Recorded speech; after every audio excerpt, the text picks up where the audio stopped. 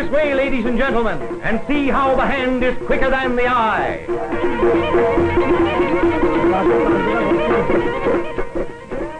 As far back as history goes, we find that conjuring and magic tricks have always fascinated human beings of all ages and of all classes. Little boys and big boys, young boys and old boys with long whiskers, even little girls, stare wide-eyed at a magician when he is performing tricks.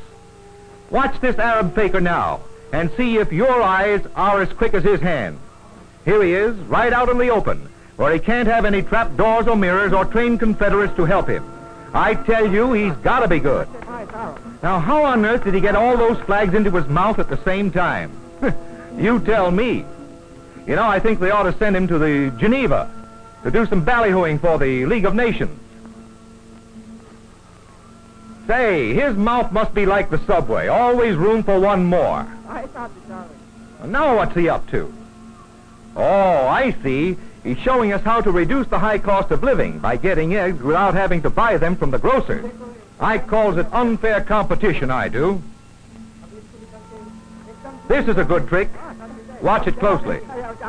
The magician pulls out yards and yards of cotton string and breaks it into many, many little pieces. Then he sets all these pieces on fire. To make them burn faster, he blows on them. Well, I guess that's the end of that string, all right. That's what you think, he says. For the string is in one piece again, and it doesn't show any trace of the fire. Believe me, that's some trick.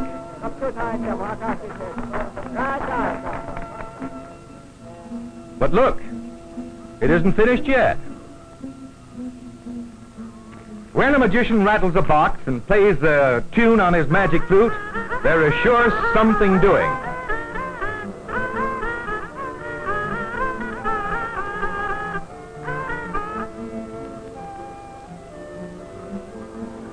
Well, of all things, that string is burning again, and right in his mouth, too. Say, let's give him a hand. Now, if any bright little boy in the audience can figure out how this trick is done, I wish you would write to me about it. I saw the trick several times when I was in India. Well, I never could guess the answer. But perhaps you're better at guessing than I am. Anyway, it's a fine trick. But these fakers are not all alike. Here we have a fine-looking Hindu trying to attract our attention by a few simpler tricks. The bag seems to be empty, all right, doesn't it? And yet he draws an egg out of it. And now the egg is a coin.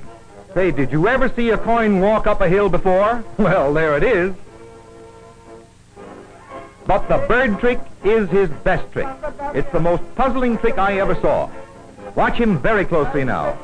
The basket is empty, his sleeves are rolled up, he tosses the toy bird up in the air, and then pounds it good and plenty with his fist.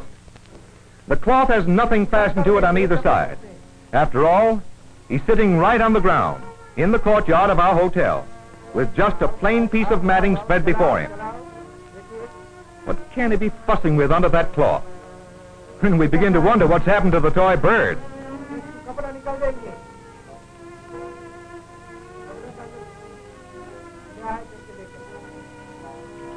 Well, can you beat it? A whole flock of birds, and they're alive, too. Oh, yes, very much alive.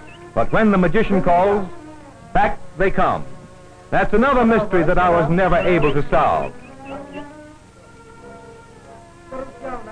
There is no monkey business about this trick. It's all goat. And it just shows how clever a goat can be when a man has the patience to train it. I wonder if a man would keep his patience if some slick circus fella tried to get his goat.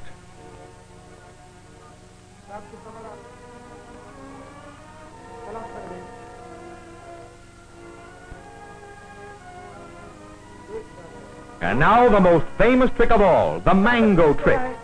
The faker shows us a mango seed. He places it in a little pile of dirt. And he waves his magic wand in circles. Then he covers the little pile of dirt with a cloth and jabbers a lot of hocus pocus dominus or something like that. This is one of the most popular tricks in the East. Every traveler to India has seen it and been mystified, just as I was. It's always performed in the open air without the help of any apparatus. And when the cloth is removed, we have a live, fresh young mango plant, 18 inches high, roots and all. Explain that one if you can. I can't.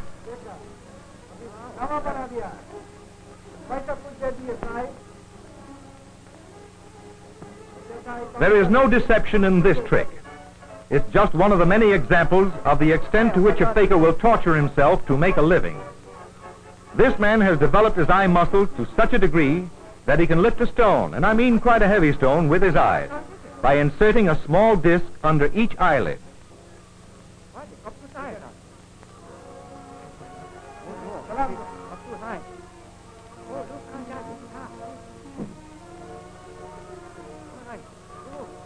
Oh, it's easy enough to see how he does it, but it's hard to understand how he bears it.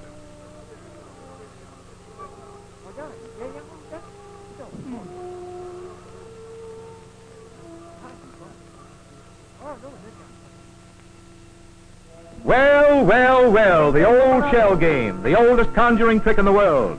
The hand is quicker than the eye. This trick was used thousands of years ago to entertain and mystify the Egyptians.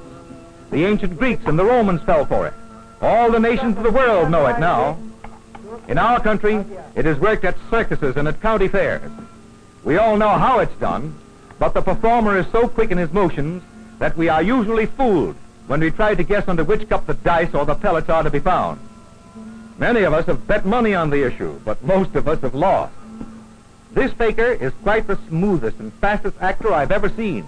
I watched him many times just for the sport of it. I made all kinds of bets with myself, but I always lost.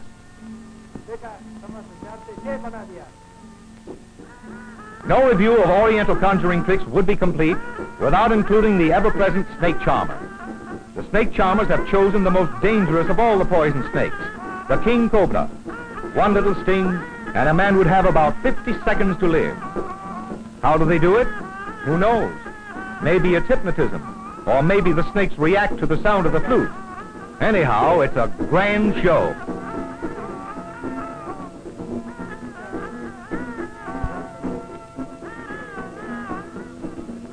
And so, with an eye full of magic and an ear full of weird music, we're going home to see if we can figure it all out.